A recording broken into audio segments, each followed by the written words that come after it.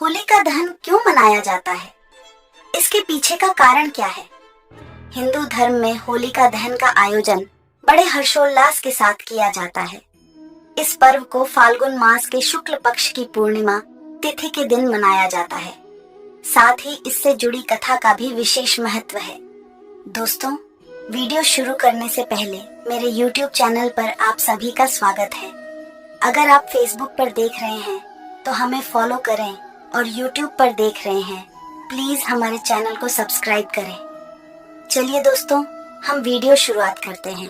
अगर आप सच्चे विष्णु के भक्त हैं, जरूर बंदे विष्णु जरूर लिखें। हिंदू धर्म में कई प्रमुख व्रत एवं त्योहार हर्षोल्लास के साथ मनाए जाते हैं, जिनमें होली पर्व का विशेष महत्व है। होली पर्व की शुरुआत वास्तव में होलिका दहन से होती है।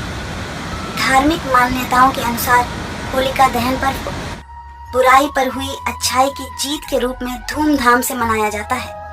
पुराणों में होलिका दहन के संदर्भ में नारायण भक्त प्रहलाद की कथा को वर्णित किया गया है, जिसमें बताया गया है कि कैसे अत्याचारी राजा हिरण्यकश्यपु ने पुत्र की हत्या के लिए षड्यंत्र रचा था, जो भगवान नारायण की कृपा से सफल नहीं हो पाया। भारत के विभिन्न हिस्सों में होलिका दहन को छोटी होली और होलिका दीपक के नाम से भी जाना जाता है। साथ ही इस पर्व के आध्यात्मिक और वैज्ञानिक कारण दोनों छिपे हुए हैं। कब और कैसे मनाई जाती है होलिका? हिंदू पंचांग के अनुसार प्रत्येक वर्ष फाल्गुन मास के शुक्ल पक्ष की पूर्णिमा तिथि पर प्रदोष काल में होलिका दहन का आयोजन किया जाता है। यह आयोजन गांव या मोहल्ले के किसी खुली जगह पर किया जाता है। खास लकड़ियों से तैयार की गई चिता पर गोबर से बनी होलिका और भक्त प्रहलाद को स्थापित किया जाता है, जिसे गुलारी या बड़कुल्ला के नाम से जाना जाता है। इसके बाद होलिका दहन के शुभ मुहूर्त में होलिका के पास गोबर से बनी ढाल भी रखी जाती है और 4 मालाएं जो मौली, फूल, गुलाल, ढाल और गोबर से बने खिलौनों से बनाई जाती है, उन्हें अलग से रख लिया जाता है। इनमें से एक माला पितरों के नाम समर्पित होती है, दूसरी माला हनुमान जी के लिए, तीसरी शीतला माता और चौथी माला घर परिवार के लिए रखी जाती है। होलिका दहन पूजा विधि। होलिका दहन की पूजा में रोली, माला, अक्षत, गंध, पुष्प, धूप, बुड्ढ, कच्चे सूत का धागा, बतासे, नारियल एवं पंचफल इत्यादि पूजा की सामग्री के रूप में एक थाली में रखे जाते हैं। इन सभी चीजों को होलिका दहन के समय होलिका के पास रखा जाता है। फिर श्रद्धा भाव से होलिका के चारों ओर 7 से 11 बार कच्चे सूत के धागे को लपेट दिया जाता है।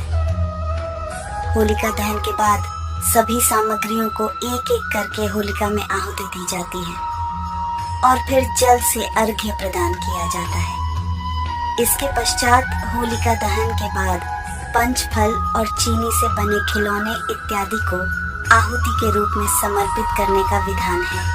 होलिका दहन की कथा। किंवदंतियों के अनुसार पृथ्वी पर हिरण्यकशिपु नामक एक राजा शासन करता था, जो भगवान विष्णु का सबसे बड़ा शत्रु माना जाता था।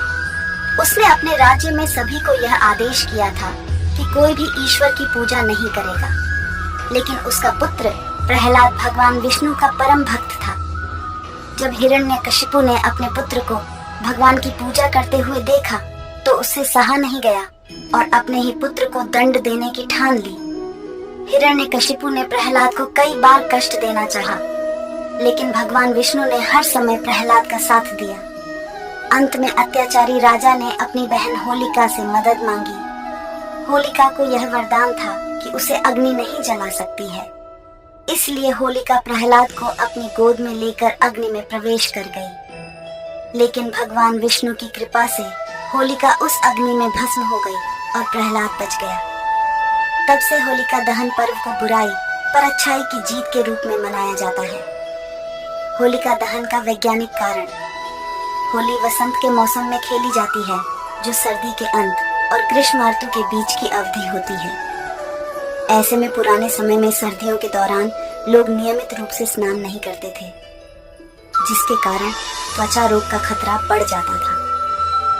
इसलिए होलिका दहन के पीछे छिपा वैज्ञानिक कारण ये है कि इस पर्व के दौरान जलाई गई लकड़ियों से वातावरण में फैले हुए खतरनाक जीवाणु नष्ट हो जाते हैं और होलिका की परिक्रमा करने से शरीर पर जमे हुए कीटाणु भी अलाव की गर्मी से मर जाते हैं। वहीं देश के कुछ हिस्सों में होलिका दहन के बाद लोग अपने माथे और शरीर पर होलिका की राख लगाते हैं, जिसे मानसिक और शारीरिक स्वास्थ्य के लिए अच्छा माना जाता है। दोस्तों, वीडियो आप सबको कैसा लगा प्लीज कमेंट के माध्यम से मैं जरूर बताएं।